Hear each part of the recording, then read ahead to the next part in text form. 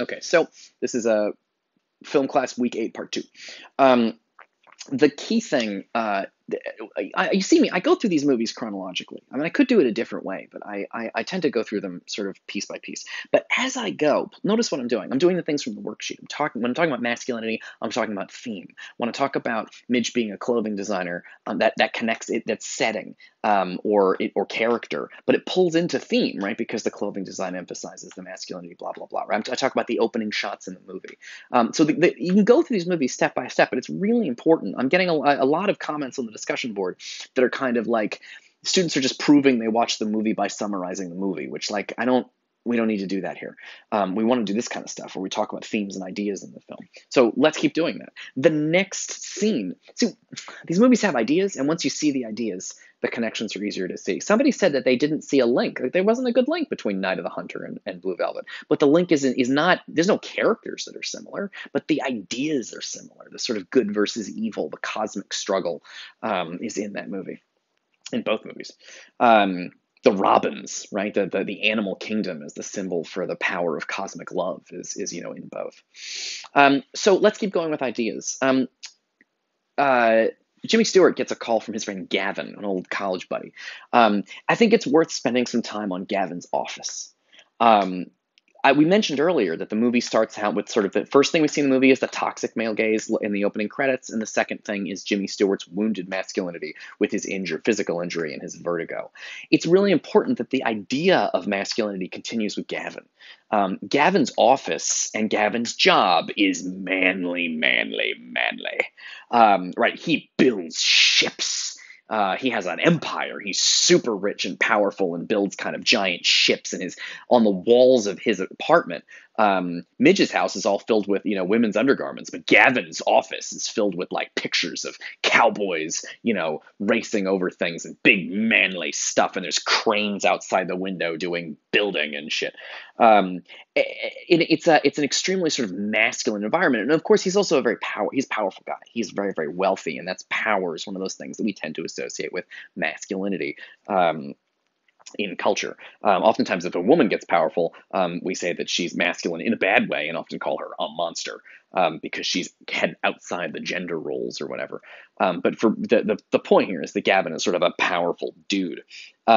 Notice, by the way, though, how did Gavin get to be powerful? He married into money. Gavin didn't get this company by hard work or being a smart guy. He married someone, and his wife's dad basically gave it to him. So there's something false about Gavin, and Gavin's power. Like Frank Booth in Blue Velvet, it's a little bit of an act. He's not really like this. It's sort of, he inherited it. There's something kind of, it's not like he built this company from the ground up and he's a super genius or something. He just inherited it from his dad. Like Tony Stark or Batman or Donald Trump. Okay. So he hires Jimmy Stewart to watch his wife, and then Jimmy Stewart goes to meet the wife. It's important. Oh, and let's talk about color for a second. Gavin's office also has the most beautiful red carpeting. It's a gorgeous space. It's big and has there's steps in the office up to an area where he has conferences and meetings and stuff. He's an important guy. This color red in Gavin's office, this sort of symbol of male power in the movie. Does red always symbolize male power? No. But the first time we see the sort of rich red colors is in Gavin's office, and Gavin is the tough masculine guy, and so it sets something up in the movie. But when Jimmy Stewart goes to meet, he's to see Gavin's wife to sort of see what she looks like because he's going to be following her. He goes to a restaurant and he sees her in the restaurant. The color in that restaurant is out of control gorgeous. The better TV you have, the better you're going to see it. But it is an absolutely stunning color. It's what's called jewel tones, which is exactly what it sounds like. The colors are so rich. Red isn't the right word for it. It's like ruby. It's like looking at a jewel. The walls of the restaurant have red velvet. It's like red velvet wallpaper or something on the walls of the restaurant. And then when he first sees Kim Novak, that's the actress that he sees in the restaurant that he will be following. When he sees Kim Novak, she's wearing green.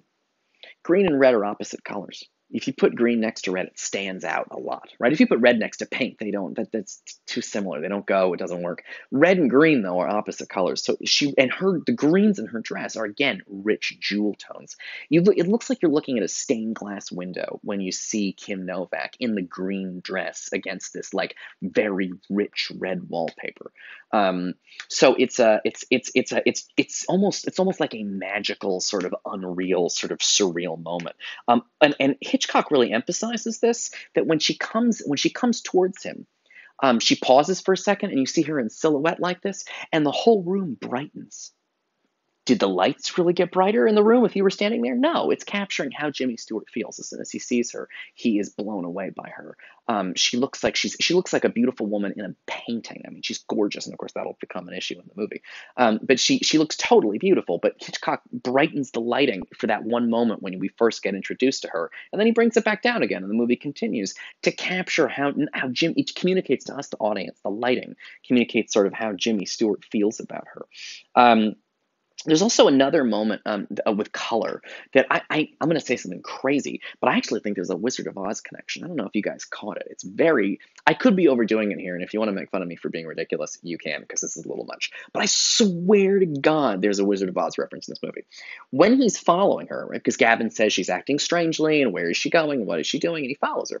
One of the things he does is he follows her down an alleyway, and she goes into a little, like a door, but it's not labeled or anything. It's just some secret passage. And she goes in there, and he follows her. And the whole alleyway and the little room the door opens into are just like gray and black. When he opens the door to see what's on the other side, she's buying flowers.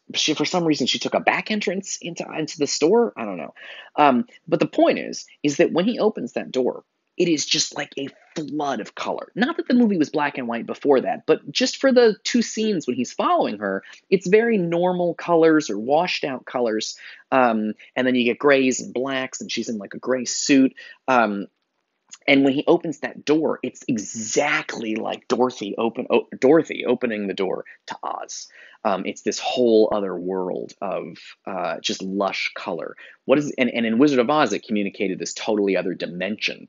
But here, it's just that like when she's not around, the world is not as bright. I know it sounds like a stupid thing to say, but that's it. This is. Movies are simple, right? A lot of what we're talking about is pretty simple stuff here, and it works. It really does work. You really feel his emotion, not because he talks about how much he loves her, but just when he opens that door to see her, the whole room is flooded with this sort of rich, vibrant color, those jewel tones again. Um, cool. And also, and this is a little hard to teach, but the music. The music in the opening credits, the music when he's following her, is a very lush, stringed instrument symphony. Um, I hope you notice that it is exactly, David Lynch is not copying it, but he's going for a similar vibe in the music to Blue Velvet. I don't know if you remember, but the opening credits of Blue Velvet have a very lush string score. Sounds very similar to the lush string score at the beginning of Vertigo, because Vertigo is one of David Lynch's favorite movies, which is why we're watching it. All right, cool. So that's, I think, a useful thing to know. Um, and then we get, and there's another little, one of the interesting things about Vertigo, and David Lynch will do this to you too, is it's disorienting. It's hard to know at the beginning of the movie what kind of movie it is. So he follows her into the McKittrick Hotel. By the way, there's a place in New York called the McKittrick Hotel, and I'm pretty sure it's where Sleep No More happens, the sort of Macbeth interactive theater piece. But I'm pretty sure it's named after the McKittrick Hotel from the movie Vertigo. He follows her to the McKittrick Hotel, and there's a funny moment when he goes to the old lady who's running the hotel, and he's like, "Well, where'd that lady go?" And she said, "Nobody's in here." And then he's like, "She's definitely here. Let's go up and check." And they go up and check, and she's not there. It's at the right at the beginning of this movie. You don't know what kind of movie is this. Like, I don't know what's going on. Is this a ghost story? And that moment in the McKittrick Hotel, this spooky moment where she goes in the hotel, he follows her, and then when he gets there, she's vanished, suggests the possibility that we're dealing with supernatural forces. It is going to be a long time in this movie before we are sure we are not dealing with supernatural forces. But for like the first 90 minutes of this movie, you're like, maybe it's a ghost? So the most interesting thing about the movie is that you don't 100% know what you're getting into at the beginning. All right, pick it up in the next video.